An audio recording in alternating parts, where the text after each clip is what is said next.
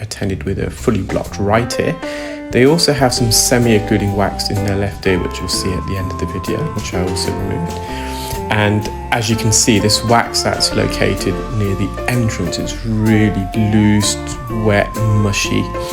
This is the type of wax I really don't enjoy cleaning out. It's difficult to suction. If you use a curette, it spreads it almost like butter on toast.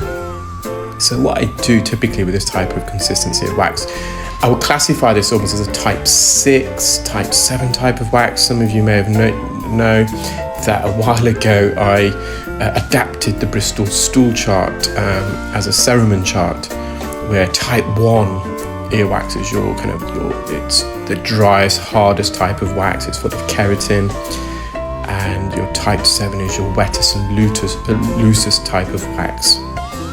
So on that kind of the modified rye Bristol stool chart that I kind of developed as fun initially, but it is gaining some traction. A lot of specialists are inquiring about it and feel it's a good thing for them to kind of describe their wax in their clinical notes, for example. I tend to do that as well, so if a patient comes back in future, I can review the notes and I can identify what type of wax they have, so it just gives me a bit of an inclination of how to proceed with the removal. And when you put some medical grade olive oil, it just tends to bind that type of wax together a bit more, and it makes it easier to remove. And here, this plug of wax is enveloped by a really thick layer of skin. You may have seen the skin texture. You can see all the kind of skin cells that are adhered together, and it's enveloped to it. And the skin is not only enveloped the wax plug, but as you can see, it's also attached to the canal wall. So it just makes the extraction a bit more difficult.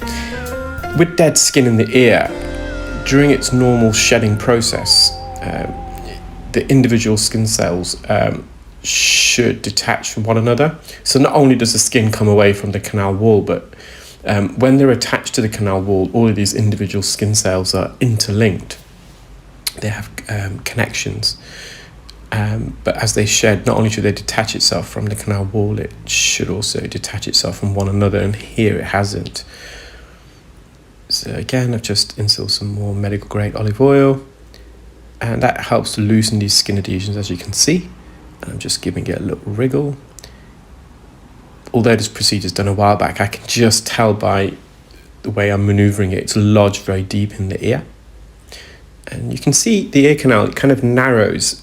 All of our ears do actually, or most of our ears do. We have a narrowing at the entrance between the first and second bend in the cartilage portion, and that's the most common site for wax extraction. So wax, as it migrates out of the ear, it typically gets trapped between that first and second bend. And remember, it's the cartilaginous portion of the ear where you most commonly find wax, because that's where all the primary ingredients are you have. So earwax is made up of 3 primary ingredients. You got sebum,